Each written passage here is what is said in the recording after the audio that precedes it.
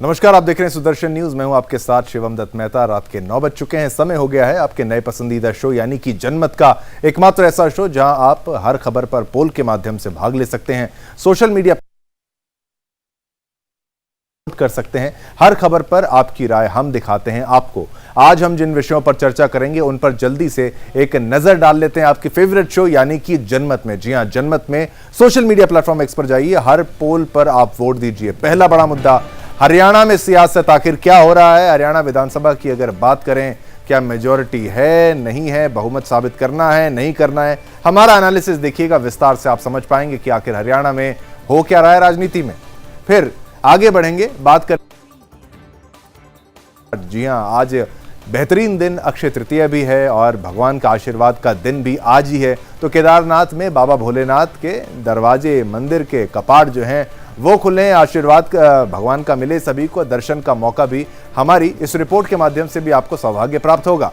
आगे बढ़ेंगे, अरब का जानलेवा शहर क्या क्या फरमान दे दिए हैं। ये तक कह दिया है कि जमीन नहीं दी तो मार दिया जाना चाहिए। तो ये तुगलकी फरमान अरब में एक बार दे दिया गया। किस शहर के लिए, जानना आपके लिए बेहद जरूरी है। आगे बढ़ेंगे, बात करेंगे खालिस्तानी का नामांकन कहां पर, कैसे, किधर, आपको समझना होगा। उसके बाद आगे बढ़ते बढ़ते हम बात करेंगे कैसे। आपको यह भी समझना है कि ओबीसी से नफरत क्यों, ये वाला बयान जो है किस आधार पर हम कह रहे हैं, किस रिपोर्ट के माध्यम से कह रहे हैं। आप रिपोर्ट देखिएगा, विपक्ष पक्ष दोनों की बात को जानिएगा। आगे बढ़ेंगे, बात करेंगे पाक का मिशन स्कूल। जी हां, स्कूल में जो धमकियां आ रही हैं उसके ऊपर हमारा स्पेशल पैकेज, हमारी स्पेशल रिपोर्ट के माध्यम से जानिए आखिर कौन दे रहा था धमकी। आगे बढ़ेंगे, बात करेंगे ह्यूमन ट्रैफिकिंग की कैसे होती है, कहां हो रही है, और इस रिपोर्ट में हम कहां की बात कर रहे हैं वो आपको जानना है, बहुत जरूरी है। आगे बढ़ेंगे, फिर बात करेंगे केजरीवाल की रिहाई। रिहाई तो नहीं कहेंगे, अंतरिम जमानत ये है, लेकिन एक तरीके से आम आदमी पार्टी इसको ऐसा ही कहता है कि केजरीवाल की रिहाई हो गई है। आगे बढ़ेंगे, फिर बात करेंगे पाक प्रेमी कांग्रेस की। क्या कह दिया मणिशंकर अय्यर ने, फिर से एक मौका दे दिया। सैम पित्रोदा के बाद दूसरे ऐसे व्यक्ति हैं जिन्होंने अपनी ही पार्टी में सेल्फ गोल कर लिया है। चलिए, जनमत में आज खबर की शुरुआत करेंगे बाबा शिव के धाम यानी केदारनाथ से। जी हां, केदारनाथ, गंगोत्री व यमुनोत्री धाम के कपाट खुलने के साथ चार धाम यात्रा का श्री गणेश हो गया है। आज विधि विधान से सुबह 7 बजे पहले केदारनाथ धाम के कपाट श्रद्धालुओं के दर्शन के लिए खोले गए। इस दौरान हेलीकॉप्टर से पुष्प वर्षा भी की गई। हजारों श्रद्धालुओं के जयकारों के साथ बाबा केदार की पंचमुखी डोली केदारनाथ पहुंची। इसके बाद यमुनोत्री और फिर गंगोत्री धाम के कपाट श्रद्धालुओं के लिए दर्शन के लिए खोल दिए गए। केदारनाथ, गंगोत्री और यमुनोत्री धाम को फूलों से भव्य रूप से सजाया गया है। केदारनाथ मंदिर को 20 क्विंटल से अधिक फूलों से सजाया गया है। प्रधानमंत्री नरेंद्र मोदी ने एक्स पर पोस्ट करते हुए कहा, देवभूमि उत्तराखंड के पवित्र 4 धाम यात्रा के शुभारंभ की बहुत बहुत बधाई। बाबा केदारनाथ धाम समेत 4 धामों की यह यात्रा श्रद्धालुओं के लिए एक ऐसी आध्यात्मिक और सांस्कृतिक यात्रा है जिससे उनकी आस्था और भक्ति को नई स्फूर्ति मिलती है। इस यात्रा पर निकले सभी भक्तों और श्रद्धालुओं को मेरी ढेरों शुभकामनाएं। जय बाबा भोलेनाथ। तो देखिए, खुल गए हैं केदारनाथ धाम के कपाट और ये दर्शन आप भी करिए, आप भी आशीर्वाद लीजिए। और हेलीकॉप्टर से की गई है पुष्प वर्षा भगवान पर, प्रभु पर, भोलेनाथ पर। और मंदिरों को देखिए कैसे भव्य दिव्य तरीके से सजाया गया है और पुष्पों की वर्षा, फूलों से सजाया गया है, हेलीकॉप्टर से पुष्प बरसाए गए हैं। और मंदिर में ये श्रद्धालु सभी भाई बहन जो हैं प्रभु के आशीर्वाद लेने के लिए, भोलेनाथ के आशीर्वाद लेने के लिए, केदार बाबा के आशीर्वाद लेने के लिए केदारनाथ में और हर जगह आज देश में अक्षय तृतीया की भी धूम है। आज महत्वपूर्ण दिन भी है। तो चलिए आगे बढ़ते हैं। देश की बात तो की, लेकिन अब आगे बढ़ते हैं अंतर्राष्ट्रीय जगत की एक बड़ी खबर से आपको अवगत कराने का मैं प्रयास करता हूं। जरा ध्यान से सुनिएगा, जरा सोचिए आपको कैसा लगेगा जब आपको पता चले कि सरकार आपकी जमीन लेकर एक नया शहर बसाना चाहती है और यदि आपने जमीन नहीं दी तो आपकी जान ले ली जाएगी। जी हां, कुछ ऐसा ही हो रहा है सऊदी अरब में, जहां इको सिटी नियोम बसाने के लिए अब लोगों की जान की परवाह भी नहीं की जा रही है। ऐसा इसलिए क्योंकि सुरक्षा बलों और अधिकारियों को इस प्रोजेक्ट के तहत आने वाले के आसपास, समझ रहे हैं, आने वाले सभी जमीनें जो हैं उनको खाली कराने पर, अगर नहीं खाली की गई तो लोगों को मारने तक के आदेश दिए गए हैं। जिस बात का खुलासा बड़े बड़ी न्यूज एजेंसीज ने भी किया है। क्या है पूरी खबर, देखिए हमारी स्पेशल रिपोर्ट और मामले की गंभीरता को समझिएगा।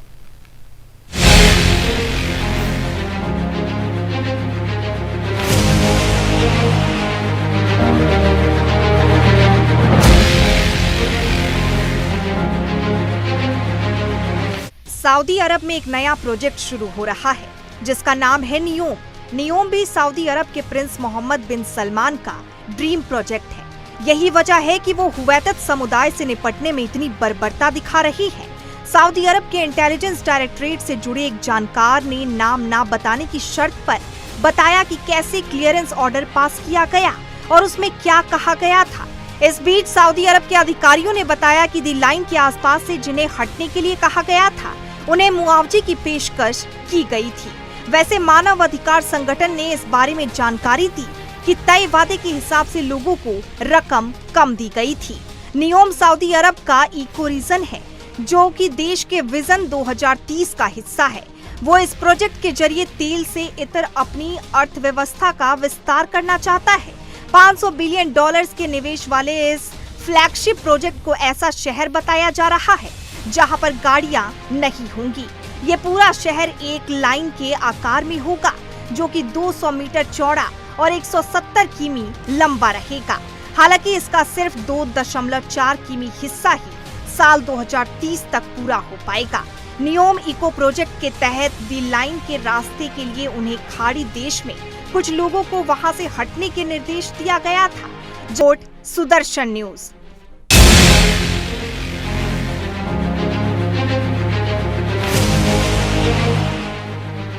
तो देखिए खबर को आपने देखा और आप समझिए कि अगर सरकार ऐसा करने लग जाए कि भाई आपने उनके प्रोजेक्ट के लिए जमीन नहीं खाली की तो आपकी जान गई। समझिए ऐसा अरब में अगर हो रहा है तो बहुत डरा देने वाला है। इस खबर पर हमने आपसे पोल के माध्यम से जो प्रश्न पूछा, फ्यूचर सिटी बसाने के लिए लोगों को मारना सही है क्या?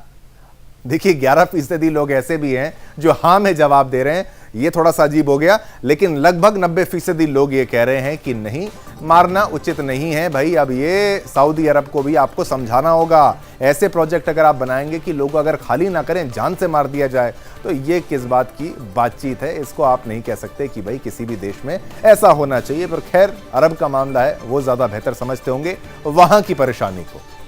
बात करेंगे हरियाणा की। हरियाणा में सरकार इस वक्त फ्लोर टेस्ट के झूले पर झूल रही है। जी हां, हरियाणा में विपक्ष लगातार कहता नजर आ रहा है कि प्रदेश में भाजपा सरकार अल्पमत में है। हरियाणा में सियासी संग्राम के बीच बीते दिन जेजेपी नेता और पूर्व उप मुख्यमंत्री दुष्यंत चौटाला ने राज्यपाल को चिट्ठी लिखकर फ्लोर टेस्ट का आग्रह किया था। इस पर प्रदेश मुख्यमंत्री नायब सिंह सैनी ने आरोप लगाते हुए कहा कि विपक्ष जनता को गुमराह कर रहा है। गुरुवार को जेजेपी प्रमुख और पूर्व उप मुख्यमंत्री दुष्यंत चौटाला ने राज्यपाल बंडारू दत्तात्रेय को पत्र लिखकर राज्य में भाजपा सरकार के खिलाफ फ्लोर टेस्ट का आग्रह किया था, जहां उन्होंने लिखा कि अगर सरकार बहुमत साबित करने में असफल रहती है तो प्रदेश में राष्ट्रपति शासन लगा दिया जाए। मुख्यमंत्री नायब सैनी शुक्रवार को विपक्षी दल के 3 मौजूदा विधायकों के साथ प्रेस कॉन्फ्रेंस में पहुंचे। विपक्ष के दावों को खारिज करते हुए नायब सिंह सैनी ने कहा कि विपक्ष लोगों को गुमराह करने का काम कर रहा है। उन्हें राज्यपाल को लिखित में देना चाहिए कि कितने विधायक उनके समर्थन में हैं और वे लोगों को गुमराह नहीं कर रहे हैं। सैनी ने कहा कि हमने हाल ही में विश्वास मत जीता है और अगर सदन में बहुमत साबित करने के लिए कहा गया तो आगे भी करेंगे। उन्होंने विपक्ष पर आरोप लगाते हुए कहा कि वे केवल अन्य मुद्दों से जनता का ध्यान भटकाने की कोशिश कर रहे हैं। तो पूरा मामला आपने समझा कि आखिर हरियाणा में क्या हो रहा है। और इसी खबर पर हमने आपसे एक पोल के माध्यम से प्रश्न भी पूछा और ये आपको सोशल मीडिया प्लेटफॉर्म एक्स पर यानी ट्विटर पर जाके हमने आपसे प्रश्न पूछा। हमारा प्रश्न आपसे ये था कि क्या हरियाणा में फ्लोर टेस्ट जरूरी? और ये देखिए, ये राय है, मिली जुली है, लोगों की है, आपका मत है, जनता का मत है। 40% लोग कह रहे हैं हाँ जरूरी है, 60% लोग कह रहे हैं नहीं ये जरूरी नहीं है, फ्लोर टेस्ट जरूरी नहीं है। तो मिली जुली रिएक्शन के तौर पर इसको मैं कह सकता हूं 50-50 तो नहीं है, नहीं के पक्ष में ज्यादा लोग हैं, लेकिन 40% लोग चाहते हैं कि भाई हाँ हो सकता है।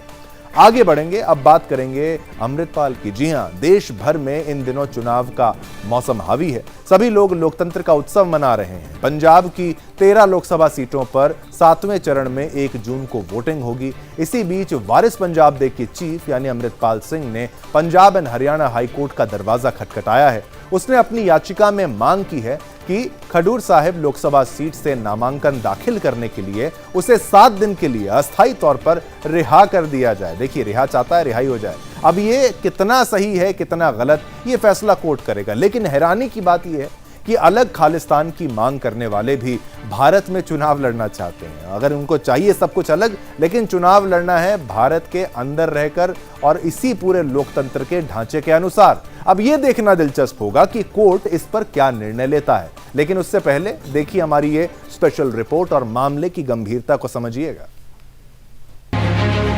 वारिस पंजाब डे के चीफ अमृतपाल सिंह ने पंजाब और हरियाणा हाईकोर्ट का दरवाजा खटखटाया है। उसने अपनी याचिका में मांग की है कि खडूर साहिब लोकसभा सीट से नामांकन दाखिल करने के लिए उसे 7 दिन के लिए अस्थायी तौर पर रिहा कर दिया जाए। पंजाब सरकार और चुनाव आयोग ने कट्टरपंथी सिख अमृतपाल सिंह को लोकसभा चुनाव में नामांकन दायर करने के लिए सभी सुविधा उपलब्ध करा दी है। पंजाब सरकार ने कोर्ट को बताया कि डिब्रूगढ़ जेल के सुप्रिंटेंडेंट जेल में ही अमृतपाल सिंह के नॉमिनेशन की सभी प्रक्रिया पूरी करेंगे और सोमवार को अमृतपाल सिंह के नामांकन का काम पूरा हो जाएगा।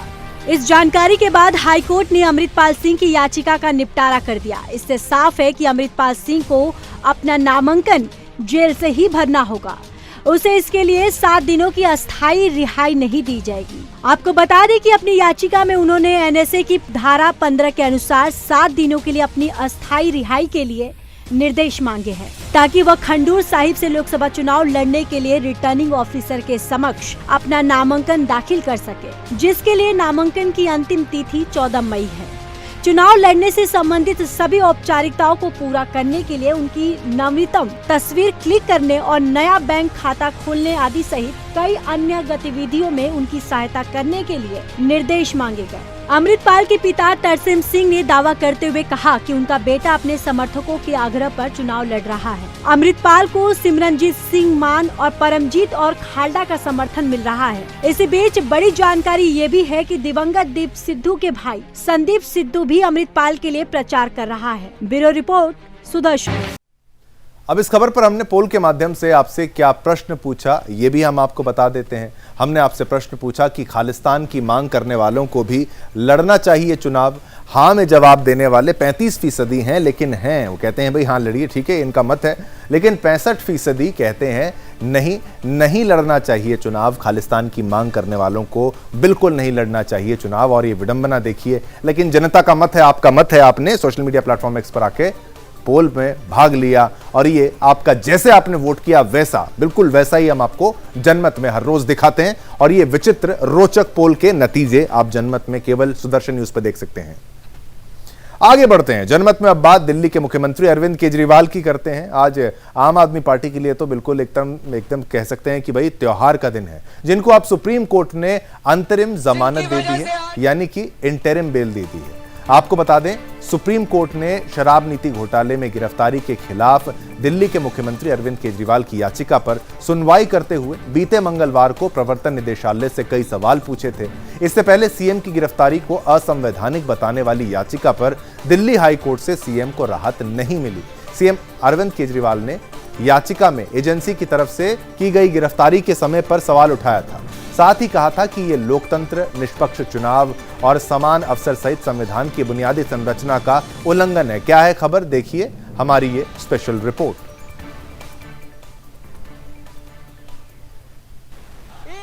लोकसभा चुनाव के बीच दिल्ली शराब नीति मामले में सीएम अरविंद केजरीवाल को सुप्रीम कोर्ट ने अंतरिम जमानत दे दी है। सीएम अरविंद केजरीवाल 3 फेज तक तो प्रचार नहीं कर सके, लेकिन कोर्ट ने उन्हें चुनाव प्रचार के लिए अंतरिम जमानत दी है।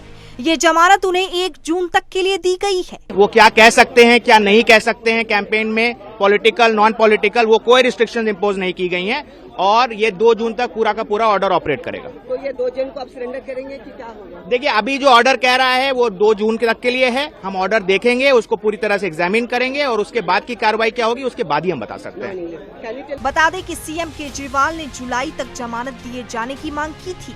सुनवाई के दौरान सुप्रीम कोर्ट की बेंच ने कहा कि केजरीवाल को 1.5 साल तक गिरफ्तार नहीं किया गया। ऐसे में 21 दिनों की जमानत से कुछ नहीं होगा। जमानत मिलते ही आम आदमी पार्टी के कार्यकर्ताओं में खुशी की लहर दौड़ उठी। जो सुप्रीम कोर्ट का फैसला आया है, इस फैसले से सिर्फ अरविंद केजरीवाल जी को अंतरिम जमानत नहीं मिली। इस फैसले से सत्य की विजय हुई है। इस फैसले से लोकतंत्र की विजय हुई है। इस फैसले से देश के संविधान की विजय हुई है। साथ ही कांग्रेस और टीएमसी ने कोर्ट के फैसले का स्वागत किया। माननीय सर्वोच्च न्यायालय द्वारा जो राहत आज श्री अरविंद केजरीवाल को मिली, हम उसका स्वागत करते हैं और उम्मीद करते हैं कि 4 जून के पश्चात प्रधानमंत्री मोदी, जो कि तब तक भूतपूर्व प्रधानमंत्री हो जाएंगे, उन्हें समय मिलेगा कि वो साबरमती आश्रम में बैठकर और थोड़ी आत्मचिंतन करें किस तरह की राजनीति वो करते हैं। हम साथ में यह भी उम्मीद करते हैं कि झारखंड के पूर्व मुख्यमंत्री श्री हेमंत सोरेन को भी शीघ्र अतिशीघ्र न्याय मिले। हालांकि कोर्ट ने फैसला सुनाते हुए कहा कि केजरीवाल को 2 जून को सरेंडर करना पड़ेगा। अरविंद केजरीवाल जी शराब घोटाले में लिप्त हैं। आज महानयोग सुप्रीम कोर्ट के जजमेंट के बाद क्लियर हो गया। उनको 1 तारीख के लिए केवल चुनाव के लिए कोर्ट ने अलाउ किया है और 1 तारीख के बाद उनको दोबारा जेल जाना होगा। अरविंद केजरीवाल जी को 1 जून के बाद दोबारा जेल जाना होगा। सुप्रीम कोर्ट ने स्पष्ट कर दिया, अरविंद केजरीवाल जी को केवल और केवल 15 दिन के लिए चुनाव के लिए बाहर रह सकेंगे। हमें कोई समान लाइन नहीं खींचनी चाहिए। उन्हें मार्च में गिरफ्तार किया गया था और गिरफ्तारी पहले या बाद में भी हो सकती थी। आपको बता दें कि सुप्रीम कोर्ट ने शराब नीति घोटाले में गिरफ्तारी के खिलाफ दिल्ली के मुख्यमंत्री अरविंद केजरीवाल की याचिका पर सुनवाई करते हुए बीते मंगलवार को ईडी से कई सवाल पूछा था। इससे पहले सीएम की गिरफ्तारी को असंवैधानिक बताने वाली याचिका पर दिल्ली हाई कोर्ट से सीएम को राहत नहीं मिली। सीएम अरविंद केजरीवाल ने याचिका में एजेंसी की तरफ से की गई गिरफ्तारी के समय पर सवाल उठाया था। साथ ही कहा था कि ये लोकतंत्र, निष्पक्ष चुनाव और समान अवसर सहित संविधान की बुनियादी संरचना का उल्लंघन है, जिसके बाद आम आदमी पार्टी ने शीर्ष कोर्ट का रुख किया था। कई दौर की सुनवाई के बाद 7 मई को सुप्रीम कोर्ट ने अंतरिम जमानत पर जो फैसला सुरक्षित रखा था, उसका ऐलान आज हो गया। Bureau report, Sudarshan news.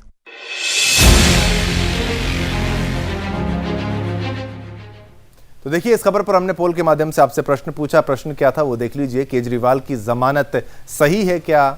हाँ ना में जवाब देना है। हाँ में जवाब देने वाले 16% हैं, लेकिन 84% कह रहे हैं कि जमानत यानी अंतरिम जमानत जो दी गई, इंटरिम बेल 2 जून को वापस आके सरेंडर करना है, वो सही नहीं है, इतनी भी नहीं मिलनी चाहिए थी। लोकसभा चुनाव के तीसरे चरण के मतदान के बाद चौथे चरण के मतदान के लिए पीएम मोदी का चुनाव प्रचार अभियान लगातार जारी है। इस प्रचार अभियान के बीच मोदी लगातार विपक्ष पर हमलावर हो रहे हैं। आज भी प्रचार के दौरान प्रधानमंत्री नरेंद्र मोदी ने तेलंगाना की धरती से कांग्रेस पर हमला बोलते हुए कांग्रेस को ओबीसी आरक्षण और हिंदू विरोधी मुद्दों पर घेरा है। क्या कुछ कहा है आप भी सुनिए, साथ ही ये भी देखिए कि आखिर किसके लिए पीएम मोदी ने अपना चुनावी भाषण रोक दिया। और ये आपको समझना होगा कि ओबीसी का हक मुसलमानों को देना चाहती है क्या कांग्रेस? ये हमारी बातों को आप सुनिएगा और समझिएगा। मैं तब तक आगे भाषण नहीं करूंगा जब तक इन बहनों की व्यवस्था नहीं होती है। मैं इन बहनों की तकलीफ नहीं देख सकता हूं। ये दिव्यांग बहनें हैं, पहले इनकी व्यवस्था करो। इनको चेयर दे करके ठीक से बिठाइए, इनको बिठाइए। हाँ, एक और बहन भी है, एक और बहन भी है वहां, दिव्यांग है, उनको भी यहां ले आइए। मैं इन दिव्यांग बहनों का हृदय से आभार व्यक्त करता हूं कि इतना कष्ट उठाकर वो हमें आशीर्वाद देने आई है, मैं उनका बहुत आभार व्यक्त करता हूं। कांग्रेस पार्टी मानसिकता से ही हिंदू विरोधी है। जब बीसी कम्युनिटी के आरक्षण की बात आई तो कांग्रेस ने उसका पूरा विरोध किया था और अब कांग्रेस एससी, एसटी, बीसी के रिजर्वेशन को रिलीजन के आधार पर मुस्लिमों को देने में जुटी है। तेलंगाना के लोग तो बखूबी जानते हैं, संयुक्त आंध्र प्रदेश में कांग्रेस ने कैसे मुस्लिम आरक्षण का खेल शुरू किया था। अब यही षड्यंत्र ये पूरे देश में करना चाहते हैं। कांग्रेस हिंदुओं से, हिंदू पर्व से कितनी नफरत करती है, ये हर रोज सामने आ रहा है। शहजादे को ट्यूशन देने वाले लीडर ने यह भी कहा है कि अयोध्या में राम मंदिर नहीं बनना चाहिए था। उन्होंने ऐलान किया है कि अयोध्या में राम मंदिर बनाना और रामनवमी मनाना ये भारत विरोधी है, ये आइडिया ऑफ इंडिया के खिलाफ है। भाइयों बहनों, मैं तो बड़े गर्व के साथ मंदिर जाता हूं। तो चलिए सीधा आपको लेके चलते हैं उड़ीसा के भुवनेश्वर में, जहां पर प्रधानमंत्री नरेंद्र मोदी अभी एक रोड शो को, वहां पर वो एक रोड शो में है। रोड शो की लाइव तस्वीरें भी आपको दिखाते हैं और ये सुनिए। और उस कलाकारी को अगर एक राष्ट्रीय मानक के रूप में, राष्ट्रीय पे चीज को लाया गया है तो आप कह सकते हैं एक बड़ी कोशिश हुई है इस तरीके पे। लेकिन अब मैं इन सारी चीजों से, जब हम ये सांस्कृतिक और विरासत की चर्चा करते हुए अगर हम थोड़ा सा हम लोग इसके राजनीतिक पृष्ठभूमि में जाके, तो आप ये देखिए कि उड़ीसा की में जो जनता के बीच में आप ये जो स्वतः स्फूर्त ललक देख रहे हैं, उसके पीछे एक कारण ये भी है कि लगातार आप देखिए सन 2000 से लेके अब तक वहाँ नवीन पटनायक चीफ मिनिस्टर रहे हैं और बीजू जनता दल का कोई भी अभी तक कोई मुकाबला इस तरह से चैलेंज देते हुए उड़ीसा में नहीं दिख रहा था। पिछले 5 चुनाव में आपने चाहे असेंबली या पार्लियामेंट में आप चुनाव में देखे कि जिस तरह से वहाँ बीजू जनता दल के और खासकर के नवीन पटनायक की जो छवि उभरी थी, उस छवि के साथ में कांग्रेस तो एक तरह से वहाँ गायब सी होती गई, लेकिन बीजेपी मजबूती से अपने को वहाँ पे अपनी भूमिका के लिए तैयार रही और इस भूमिका को बनाते बनाते बीजेपी ने एक बड़ा नेटवर्क पूरे उड़ीसा में खड़ा किया है और वो जो नेटवर्क है वो उसको वहाँ के विरासत से मिला है। ये विरासत की बात में जब कहते हैं तो आप ये देखिए कि किस तरह से उड़ीसा में काम करते हुए, वहाँ चाहे स्कूल आदिवासी इलाकों में काम करते हुए के साथ में, एकलव्य विद्यालय के साथ में, या ऐसे ढेरों ऐसे प्रोजेक्ट है जिस प्रोजेक्ट में काम करते हुए उड़ीसा में बीजेपी ने अपने माध्यम से उसको एक लोगों के बीच में सामाजिक कार्य करते हुए जगह बनाई। तो ये इम्पोर्टेंट है, जब आप समाज के बीच में जाते हैं, समाज के साथ संवाद बनाते हैं, समाज के दुख सुख में उसके सामने में होते हैं, तो डेफिनेटली वो आपको कभी न कभी राजनीति में पे करता है। अब जब सीधे सीधे आप हम इसको प्रभाव तो नहीं कर सकते हैं, लेकिन नवीन पटनायक जो 2019 में जिस स्फूर्ति से और जिस मजबूती से लड़ते थे, वो शायद 2024 में उनका नजारा नहीं है।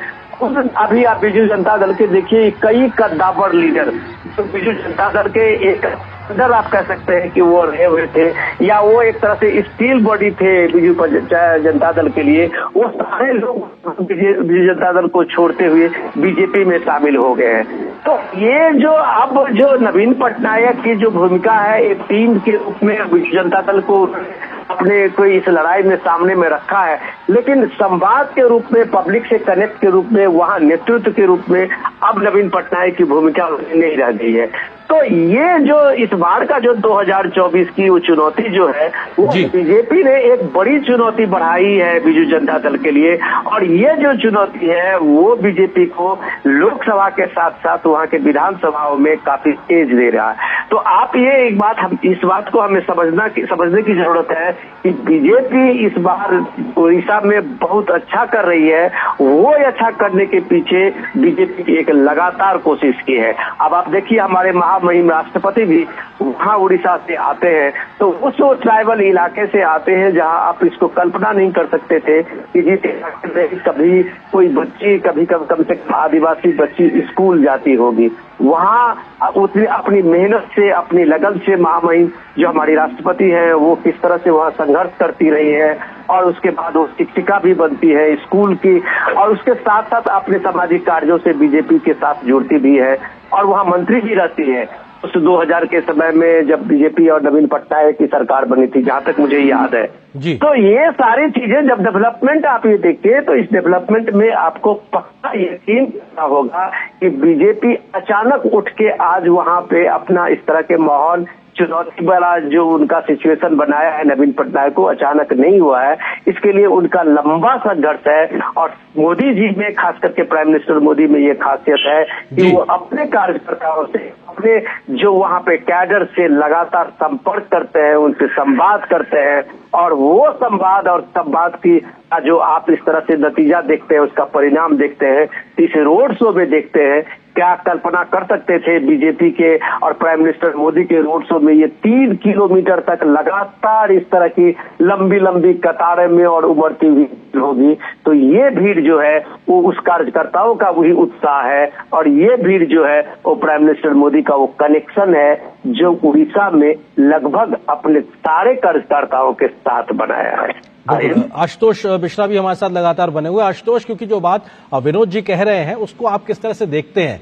हर दिन नया होता है और हर चुनाव अपने आप में नई प्रकार की परिपाटी का होता है। 2014-19 के बाद 24 में जब हम बात कर रहे हैं, तो देश के बड़े क्षेत्रीय क्षत्रपों की जब बात होती है तो नवीन पटनायक का नाम निश्चित तौर से आता है। उन्होंने लगातार राज्य को एक तरीके से नेतृत्व दिया है बीजेडी के माध्यम से, लेकिन मौजूदा समय में चुनाव से पहले जैसे उनके साथ बड़े बड़े उनके सिपह सालार उनका साथ छोड़कर बीजेपी के साथ खड़े हुए हैं, ये क्या कहानी बयां करता है? जिस प्रकार से विनोद जी नीतियों का जिक्र कर रहे हैं, तो जो जमीन तक पहुंची है उसको आप किस तरह से वहां पे मौजूदा हालात में देख पा रहे हैं? महामहिम राष्ट्रपति के माध्यम से एक आदिवासी महिला का देश के सर्वोच्च पद तक पहुंचना, ये भी अपने आप में दिखाता है कि किस प्रकार की स्थितियां, परिस्थितियां अपने आप में बदली हैं। इन तमाम फैक्टर्स को आशुतोष आप किस तरीके से देखते हैं 2024 की चुनौती में? नहीं, वो आप एकदम सही कह रहे हैं कि जहाँ तक महामहिम राष्ट्रपति का सवाल है, वो तो हम सबके लिए गर्व का विषय है और खुशी का विषय है। एक आदिवासी महिला जिन्होंने इतना संघर्ष किया, वो यहाँ मंत्री रही, यहाँ की राजनीति में सक्रिय रही, शिक्षिका रही, और उनका अपना जीवन जो है उसमें बहुत सी प्राप्तियां रही, जीवन बहुत। तो आप देख रहे हैं किस तरीके से प्रधानमंत्री नरेंद्र मोदी लगातार जहां भी जा रहे हैं रोड शोज कर रहे हैं। ओडिशा भुवनेश्वर से ये सीधी तस्वीरें आपको दिखा रहे हैं। रात में भव्य दिव्य रोड शो, बहुत सारे लोग वहां पर, उनके कार्यकर्ता और लोगों का जनसागर उनको देखने के लिए वहां पर उमड़ा था। और आपको अगली खबर की मैं बात करता हूं, अवगत कराता हूं अगली खबर से। भारत में इन दिनों मदरसों पर एक बड़ा गंभीर खुलासा हुआ है, जहां के मदरसों में ह्यूमन ट्रैफिकिंग यानी मानव तस्करी जैसे जघन्य अपराध में संलिप्त पाए गए हैं कुछ लोग।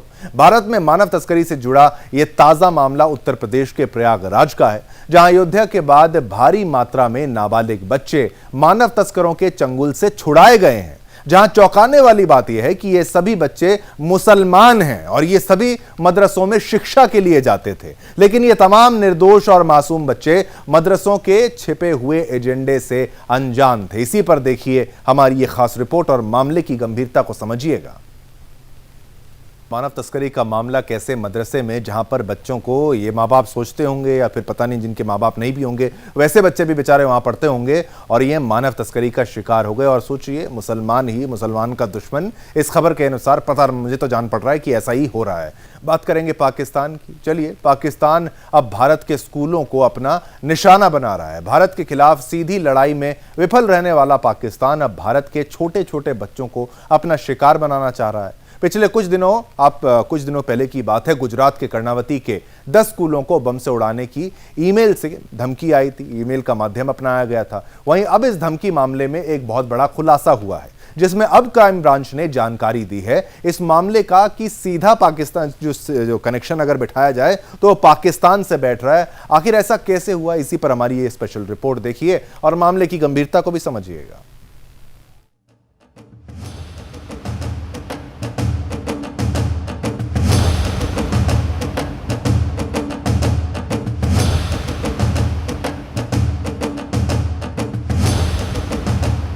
हिंदुस्तान के विरुद्ध संपूर्ण विश्व में एजेंडा चलाने वाला पाकिस्तान, अपने देश में आतंकियों को पालते हुए कश्मीर का रोना रोने वाला पाकिस्तान और भारत की हर एक उपलब्धि पर टांग अड़ाने वाला पाकिस्तान अब भारत के स्कूलों को अपना निशाना बना रहा है। भारत के खिलाफ सीधी लड़ाई में विफल रहने वाला पाकिस्तान अब भारत के छोटे छोटे बच्चों को अपना शिकार बना रहा है। पिछले कुछ दिनों पहले गुजरात के कर्णावती के 10 स्कूलों को बम से उड़ाने की ईमेल के माध्यम से धमकी मिली थी। वहीं अब इस धमकी मामले में एक बहुत बड़ा खुलासा हुआ है, जिसमें अब क्राइम ब्रांच ने जानकारी दी है कि इस मामले का पाकिस्तान से सीधा सीधा कनेक्शन है, क्योंकि क्राइम ब्रांच ने अपनी जांच में अब उस ईमेल आईडी का पता लगाया है जिस पर क्राइम ब्रांच ने खुलासा किया है कि गुजरात के कर्णावती के जिन स्कूलों को बम से उड़ाने की धमकी दी गई थी वो मेल पाकिस्तान से भेजा गया था। इस मामले पर क्राइम ब्रांच ने ये भी खुलासा किया कि उस धमकी भरे मेल को भेजने के लिए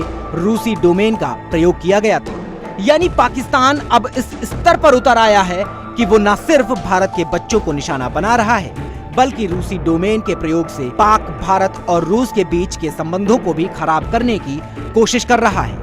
वहीं पहले जब पाकिस्तान ने स्कूलों में धमकी भरा मेल भेजा था तो प्रशासन ने आनन फानन में स्कूल परिसर की तलाशी भी ली थी, लेकिन स्कूल परिसर में कुछ भी नहीं मिला और पुलिस ने धमकी को अफवाह बताया। लेकिन अब इस ईमेल का पता तौहीक लियाकत नाम के एक व्यक्ति से चला जो अहमद जावेद के नाम से पाकिस्तान से काम करता था। Bureau report, Sudarshan news.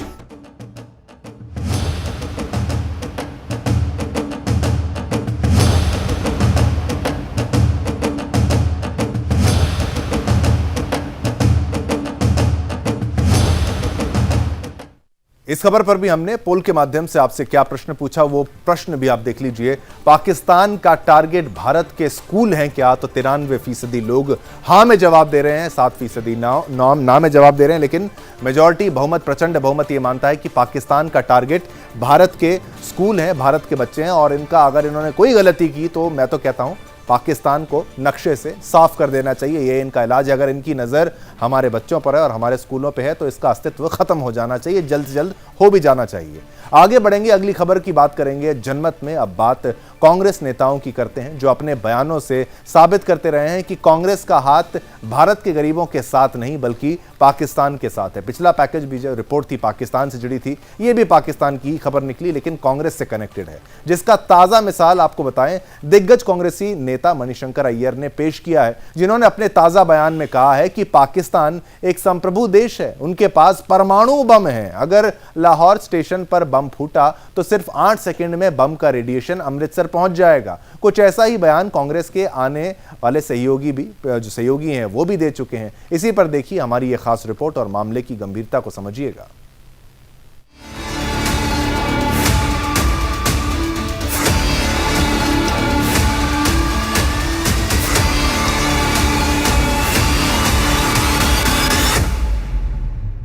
एक ओर विश्व पटल पर लगातार उभरता हुआ भारत है और दूसरी ओर भारत की तरक्की को तिरछी नजर से देखने वाली कांग्रेस पार्टी, जिसके नेताओं और सहयोगियों ने बीते कुछ चंद दिनों में ये सिद्ध कर दिया है कि कांग्रेस को भारत की तरक्की अच्छी नहीं लगती और कांग्रेस का हाथ भारत के गरीबों के साथ नहीं बल्कि पाकिस्तान के साथ है, जिसकी ताजा मिसाल दिग्गज कांग्रेसी नेता और पूर्व केंद्रीय मंत्री मणिशंकर अय्यर ने पेश किया है, जिन्होंने अपने ताजा बयान में कहा है कि पाकिस्तान एक संप्रभु देश है, उनके पास परमाणु बम है।